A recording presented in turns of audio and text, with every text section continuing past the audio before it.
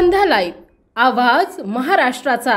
नमस्कार, मी गौरी, आपण पाहत आहात संध्या लाईव्ह। पुण्याच्या इंदापूरमध्ये एका डॉक्टरवर जीवघेणा हल्ला करण्यात आलाय।